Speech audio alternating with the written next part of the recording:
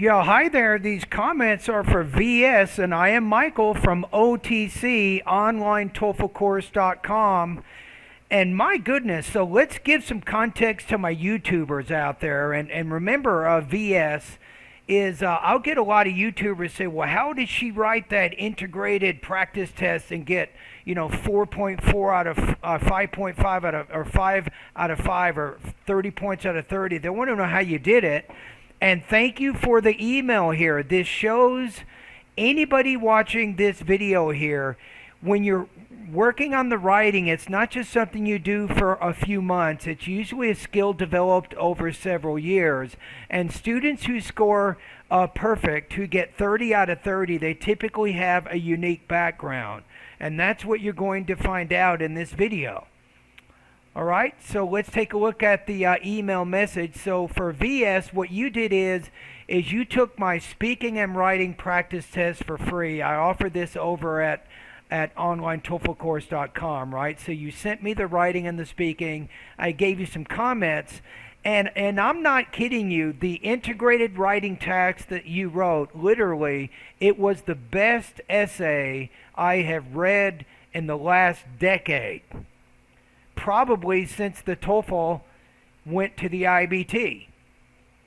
All right, that's the context I wanted to provide for my YouTube audience. But let's look at your email.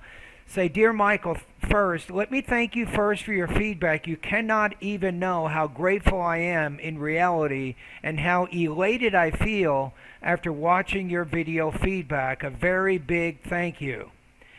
You're welcome. For my writing evaluation, you're right on both counts. No kidding. Usually, I'm guessing, I'm not like a fortune teller, but when I see extremely high quality writing, there's usually a reason, and it's not just because somebody's been studying for the TOEFL, right? So you say, when you say that I am some kind of a professional, I was a journalist with an English newspaper in India for over 7 years. And so after writing reports and articles for this long, writing comes pretty easy to me. You're also right in saying that I am preparing to get enrolled at a PhD program in the United States, where I shifted this January after my marriage. I am targeting a PhD in Communication Media Studies in Georgia, where I'm currently based, for the fall 2021 session. I will keep your recommendation related to the structure of my essay. To be frank, I thought that inverting the passage lecture pattern midway in the essay may present something different to the evaluators, and that's okay. I think that you would score perfectly no matter what. You said, but after your comments, I believe that sticking to the basic structure would be better. I must say your comments on my article today have really made my day.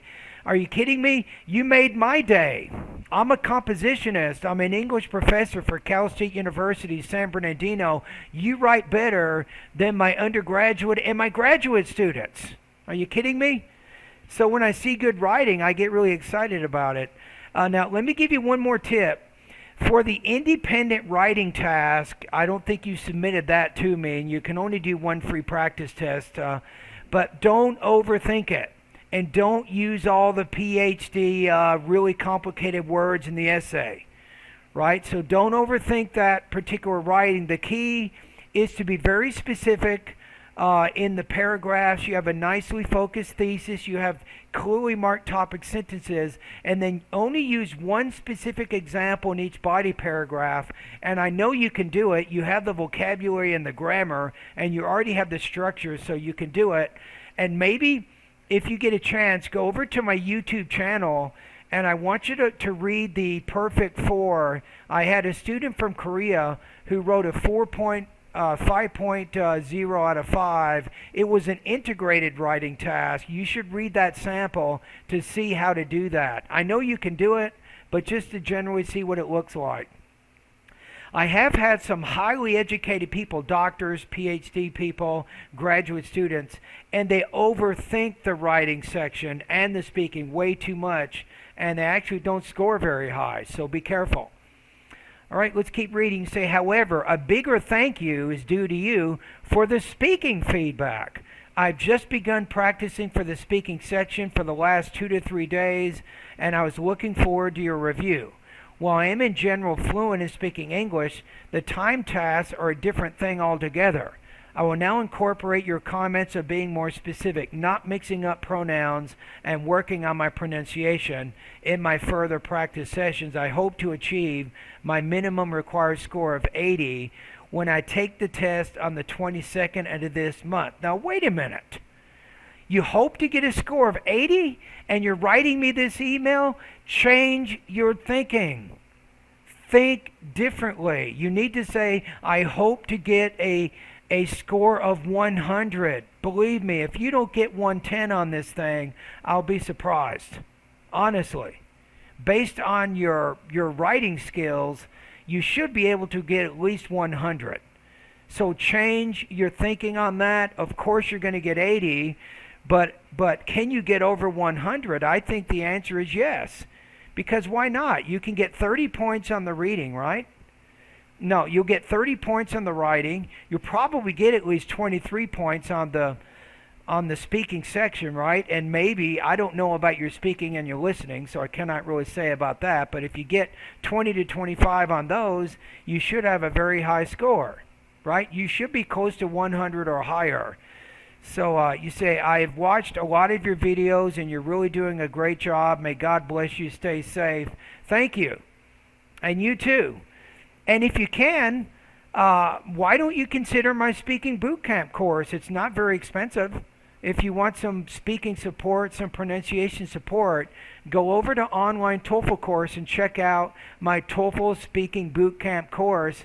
I can help you based on your language use. I can get you over 25 or 26 on the speaking section. Would not be that difficult knowing what I know about you right now. All right. Anyway, thank you again for your email. Thank you for letting me know a little bit more about your background. And to conclude this, to the YouTube audience, so what can you guys learn here? Okay, a person who got perfect score on the writing section.